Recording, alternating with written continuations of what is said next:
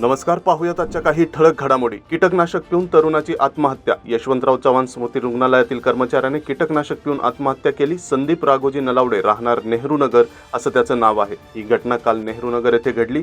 Sandeep Nalawade YCM मध्ये कामाला होते। त्यांना दारूचे व्यसन होते। घरगुती भांडणावरून त्यांनी दारूच्या नशेत 1 लिटर कीटकनाशक प्राशन केले। त्यानंतर त्यांना रुग्णालयात दाखल करण्यात आले, मात्र उपचारापूर्वीच त्यांचा मृत्यू झाल्याचे डॉक्टरांनी जाहीर केले।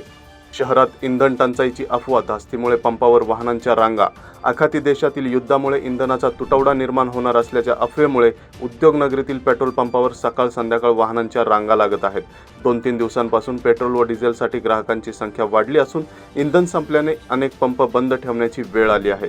दरम्यान अफवेमुळे ग्राहक अधिक इंधन भरून घेत असल्याने नेहमीपेक्षा जास्त खप होत आहे। यामुळे नियमित पुरवठा असणाऱ्या काही पंपांवर इंधन लवकर संपत आहे। प्रशासनाने याबाबत योग्य ती खबरदारी घ्यावी आणि अफवांवर विश्वास न ठेवता नागरिकांनी शांत राहावे, असे आवाहन पेट्रोल डीलर असोसिएशनचे अध्यक्ष ध्रुव रुपारेल यांनी केले आहे।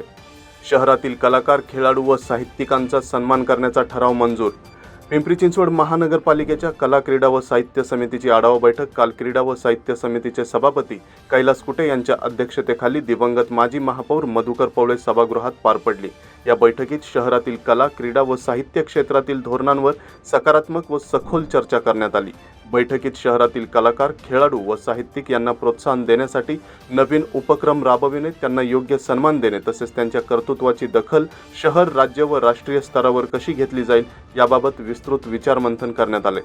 आजपासून चिंचवडला राष्ट्रीय शरीर सौष्ठव स्पर्धा। पिंपरी चिंचवड महापालिकेच्या वतीने कनिष्ठ व वरिष्ठ गट, महिला व पुरुष राष्ट्रीय शरीर सौष्ठव स्पर्धा आयोजित केली आहे। चिंचवड येथील प्राध्यापक रामकृष्ण मोरे प्रेक्षागृहात होणाऱ्या स्पर्धेला नागरिकांनी उपस्थित राहावे, असे आवाहन महापौर रवी लांडगे यांनी केले आहे। राज्य शरीर सौष्ठव स्पर्धेतून निवडण्यात आलेला महाराष्ट्र राज्याचा संघ स्पर्धेत सहभागी होणार आहे। त्यात पिंपरी चिंचवडमधील 9 खेळाडूंचा समावेश आहे। स्पर्धा महिला व पुरुष गटांच्या विविध वजनी गटात होणार आहे। प्रत्येक गटातील विजेत्यांना रोख रक्कम व समितीचे प्रमाणपत्र दिले जाणार आहे। चिखलीत गांजा विक्री प्रकरणी तरुणाला अटक। चिखलीतील जाधववाडी परिसरात गांजा विक्रीसाठी आलेल्या तरुणाला पोलिसांनी अटक केली। त्याच्याकडून 11,000 रुपये किमतीचा गांजा जप्त करण्यात आला। ही कारवाई काल सायंकाळी 5:30 वाजता करण्यात आली।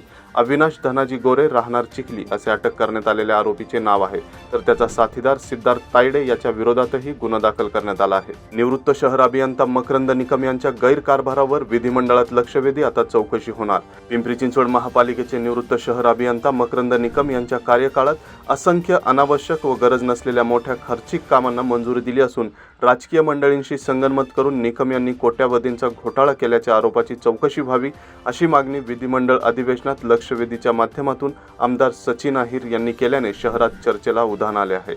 भामा आसखेड पाणी योजनेच्या खर्चात आता वाढ होणार। भामा आसखेड पाणी प्रकल्पाच्या कामाची मुदत संपूनही भूमिगत जलवाहिनीचे काम पूर्ण न केल्याने ठेकेदाराला बडतर्फ करण्यात आले होते।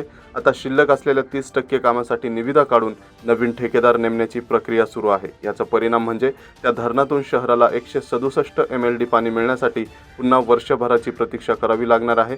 तसेच या कामाचा खर्चही दुपटीने वाढणार आहे। तर या होत्या आजच्या काही ठळक घडामोडी। आणखीन घडामोडी जाणून घेण्यासाठी पाहत रहा पिंपरी चिंचवड न्यूज। सोबतच आमच्या फेसबुक आणि इंस्टाग्राम चॅनलला फॉलो करायला विसरू नका। तसेच यूट्यूब चॅनलला सबस्क्राईब करायला विसरू नका।